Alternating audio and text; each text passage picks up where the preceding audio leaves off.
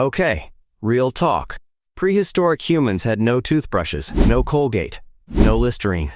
No dentist named Dr. Patel sending you passive-aggressive reminder cards every 6 months.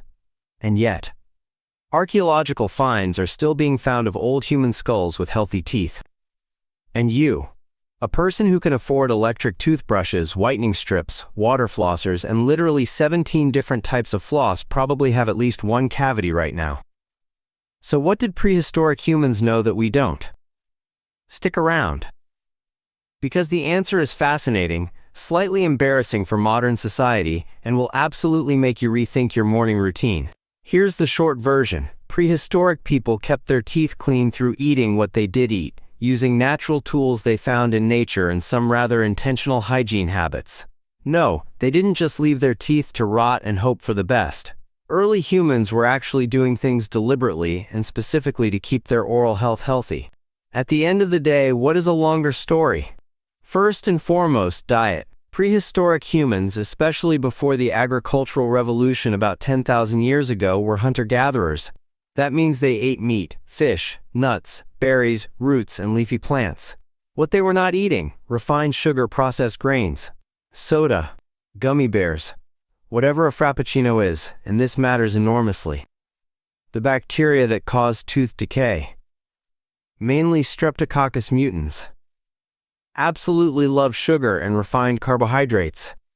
And when they get sugar, they make acid. Acid is able to dissolve enamel. Enamel goes, cavity forms. You are now paying $400 out of pocket. Prior to agriculture, humans didn't offer those bacteria a buffet. So the bacteria are quite chill. Not much damage to do. In fact, studies of pre-agricultural skulls show cavity rates of around 1 to 5%. After agriculture, after we started eating wheat, corn, and eventually sugar, cavity rates shot up to more than 25%. The biggest toothbrush in history wasn't a toothbrush. It was not eating a donut. Modern food is soft. Ancient food was not. Prehistoric humans chewed hard. Tough raw meat. Fibrous roots. Crunchy nuts. Rough plant material. All that mechanical chewing was a natural cleaning action on the teeth, and every meal was a little bit of a cleaning session. The coarse texture of unprocessed food scraped plaque off tooth surfaces before it could sit there and cause problems. And all that chewing stimulated massive saliva production. And saliva is your mouth's own defense system. It kills bacteria, washes away acids, and contains antimicrobial compounds.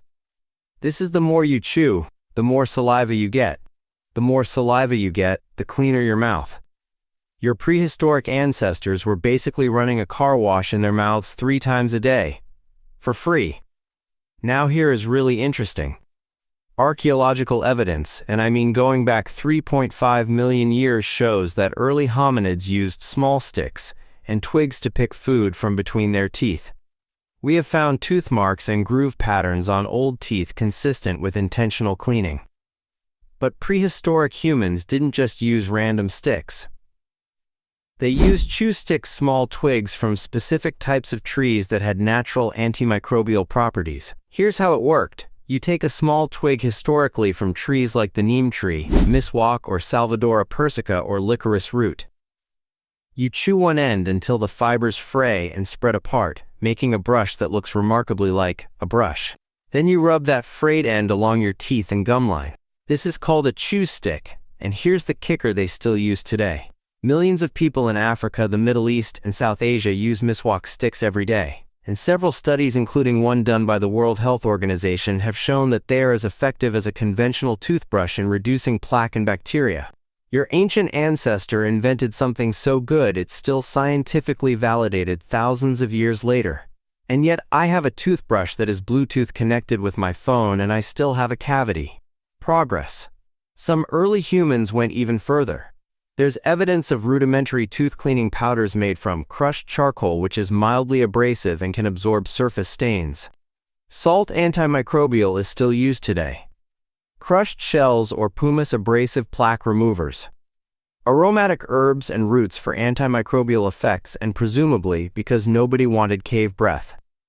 The ancient Egyptians, who were including because they're close enough on the timeline, had written tooth powder recipes going back to 5000 BCE. One recipe included powdered ox hooves, ashes, burnt eggshells, and pumice. Not exactly mint flavor. But nevertheless, it worked better than nothing. Better than your $7 charcoal toothpaste from Instagram, statistically speaking. Alright, here is the part that should genuinely rattle you. Researchers looking into the oral microbiome, the community of bacteria living in your mouth of modern hunter-gatherer populations compared to Western populations, find something disturbing.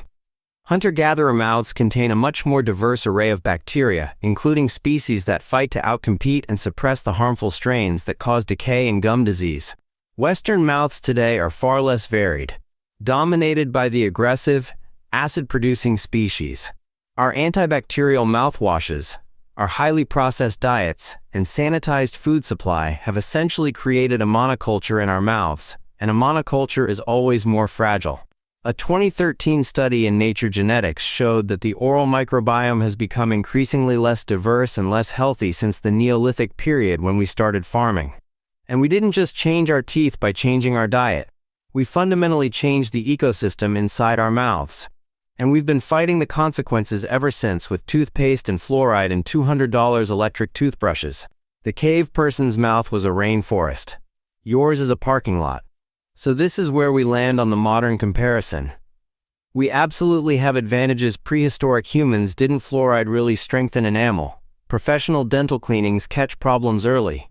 And modern dentistry can fix damage that would have resulted in tooth loss and serious infection for our ancestors. But this is a big but the fundamental reason why we need all these interventions in the first place is largely modern. Our ultra-processed, high-sugar, soft food diet has created an oral environment so hostile to dental health that we need a multi-billion-dollar industry to manage the damage. In other words, we created the problem, and then we got very good at treating the problem, and then we called that progress. Okay, bonus facts before you go, and this one is genuinely wild.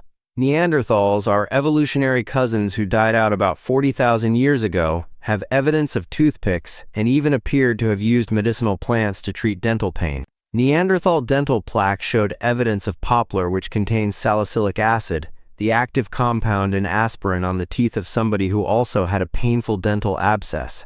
A Neanderthal. Self-medicating dental pain with a natural aspirin. 50,000 years ago. We didn't think Neanderthals were sophisticated enough to do that. Turns out they were out here practicing folk dentistry before we even existed as a species. Your prehistoric dentist was a Neanderthal with a stick and a poplar leaf. And honestly, respect. So the next time your dentist lectures you about flossing, just remember, your ancestors did it with sticks from trees that they chewed into shape, while also hunting mammoths. You have a $200 Oral-B with a pressure sensor and a phone app. No excuses. If you found this fascinating. And let's be honest, Neanderthal aspirin is a sentence that should be kept in your brain forever. Give this video a like, it helps more curious people find it. The question is, would you try a miswak chew stick? Genuinely want to know. As we in the comments section are going feral about prehistoric dental hygiene, we would love some company. Subscribe if you want more videos about the weird, surprising, and slightly humbling things ancient humans figured out before us. And maybe lay off the gummy bears tonight. Your Paleolithic ancestors would judge you. Quietly. With their suspiciously healthy teeth. See you in the next one.